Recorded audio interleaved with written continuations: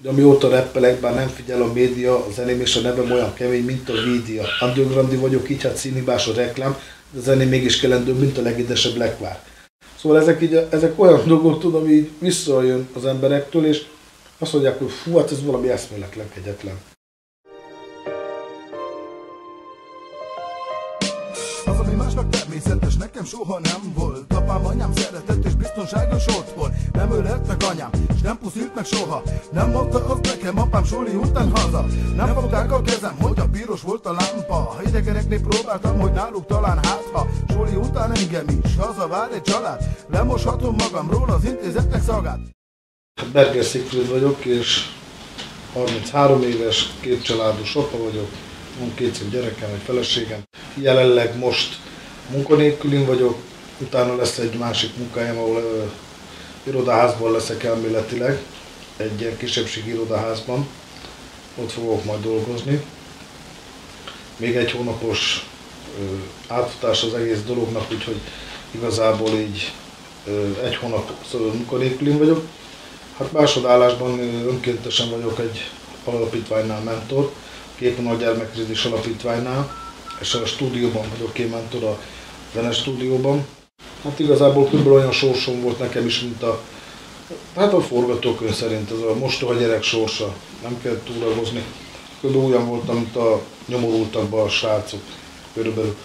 És akkor a lényeg, hogy hát 16 évesen visszakerültem újra állami gondozásba, mert az akkori rendszerben nem lehetett csonka családoknak kiadni gyerekeket, és nevelőszüleink elváltak. És hát rajtam kívül 4 állami gondozott volt, bocsánat, 5-en voltunk állami gondozottak, 3 saját gyerek volt, 8 gyerek, és végeredményben mind az 5-ünk visszakerült állami gondozásba. És hát akkor találkoztam igazából először a rapzenével, hát ez a 80-as évek vége, 90-es évek eleje volt.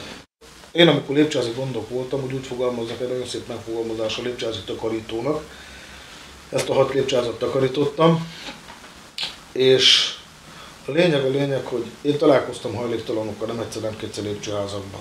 És én annyit kértem tőlük, maradjanak, aludjanak ott, engem nem zavar, csak ne szemeteljenek. Csak tudod, amikor az ember már olyan dolgokat találkozik, hogy olyan dolgokat tesznek meg, amit te, én, más, meg a többi millió ember azt a WC-t teszi, meg ő azt ugyanazt megteszi a tetőtérbe, és nekem kell összeszednem, akkor már egy kicsit az ember idegesebb. Most újra tapasztaltam a bőrömön, hogy az, hogy Magyarországon cigánynak lenni, vannak helyzetek tényleg, amikor tényleg nagy hátrány. De a legszomorúbb azt tudod, hogy elvárják az emberek azt, hogy amikor egy embert megkülönböztetnek a faj véget, hogy hát most cigány, és kivételeket tesznek, ha jó, ha rossz. Ha például rossz irányból jön ez a megkülönböztetés, akkor az ember nyeljen. Hogy egy normál embert, ha megkérdezel, ő ezt várja, hogy lázadjon persze, de kultúrát körülmények között. Csak nehéz tudni, amikor 2 gyerek mellől elveszik az ember megélhetését. Írtam zenét a sárga csekkekről, írtam zenét a hajléktalanokról, a szerelemről, akkor arról, hogy hova tart ez a világ. Amit hallottál rólam, nem hazugság, nem tévhitén vagyok. Az MC, aki nem csak rombol, hanem épít. Hagyjuk, mert már megint duplán vettem föl, hagyjuk. Összekevertem a lapokat. Nem tettem sorba. Ezt az utolsó verzét 3 verzéből áll, vegyük újra az utolsót. Összekevertem a lapot, nem raktam sorba a lapot. Hát megesik, hogy a ló is elesik.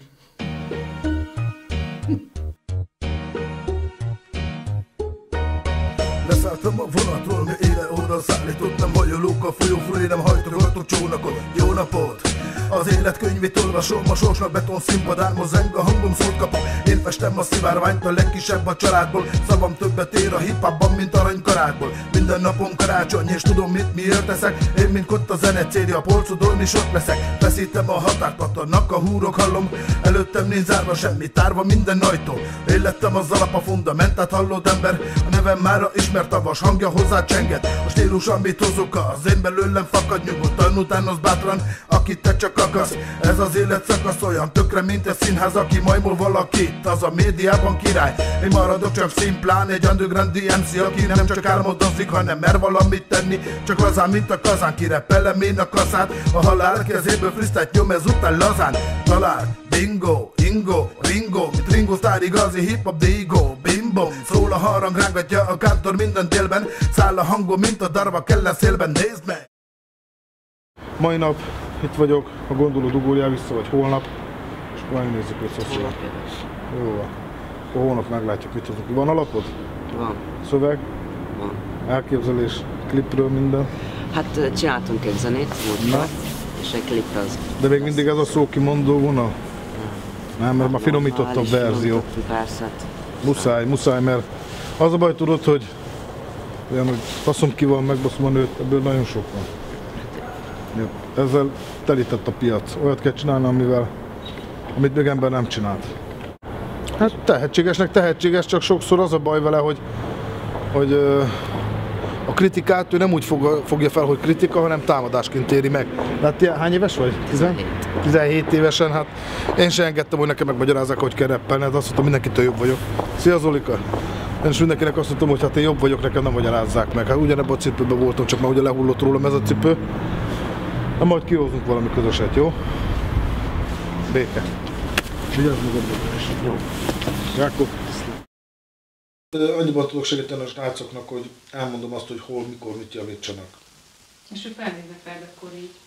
Hát van rá, ez nem is az, hogy felnéznek, inkább az, hogy ők úgy vannak vele, hogy van mögöttem tapasztalat, és hogy inkább ők a tapasztalatnak hisznek, mint sem, hogy azt mondják, hogy már pedig ez így jó volt rá, ellen például azt mondta a srác, hogy hát én ne tanítsam őt rappelni, mert tud. Most semmi gond testvérem, akkor ékérek elnézést, hogyha megsértettelek. Itt van egy könyv, tessék, felnyitottam neked egy oldalon, nem láttad, és mi van odaírva, belőlem az alapzenét, olvasd el ütemről, mi van ideírva. Ha tudsz rappelni, ez is menni fog. Na, én ugyanezt csinálom itthon, csak a Bibliával. Hallgatom az alapzenét, és közben ráreppelem a Bibliát.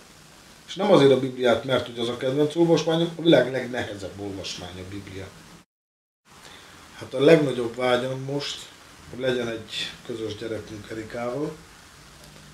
Az a legnagyobb vágyam. Közeli, távol, tökéletesen mindegy, minél előbb az a lényeg.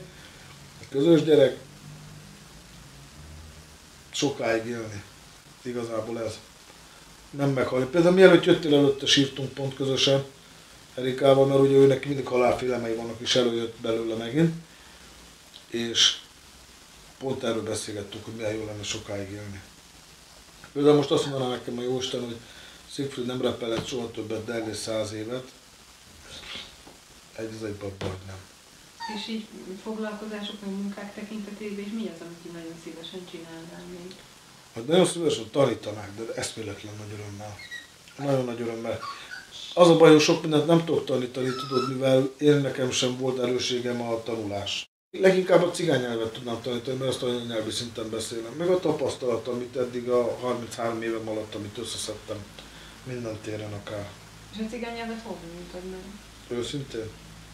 Hát, börtönben meg a cigányoknál. Igazából most, hogyha mélyebben belemegyünk ebbe a cigány kérdésbe, akkor én látcigány vagyok, csak annyi, hogy én nevelőszülőknél megintézetben nőttem fel.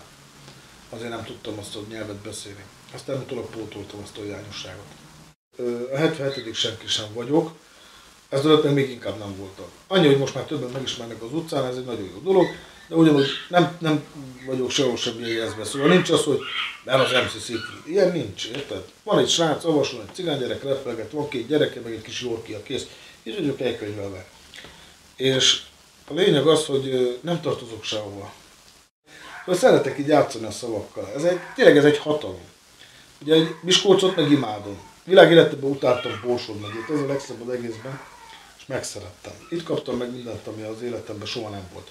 Családot, biztonságot, szeretetet, itt épült a karrierem, itt van mindenem ide köt. Most Márkkal elkezdtünk egy új zenét, annak meg az a címe pont, hogy mi a sorsod, vagy a sorsod akár. És ugye annak a refrényen, neked mi az élet, neked mi a sorsod, nekem a hip-hop zene, és mellette már Borsod. Neked mi a sorsod, neked mi az élet, én a zenébe írtam bele mindent, amit érzek.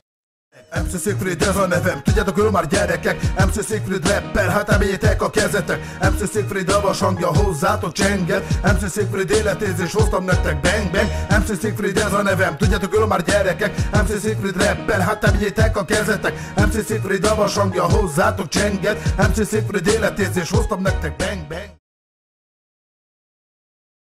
Hát mi az a antropoda rózsakúr? Nem tudod.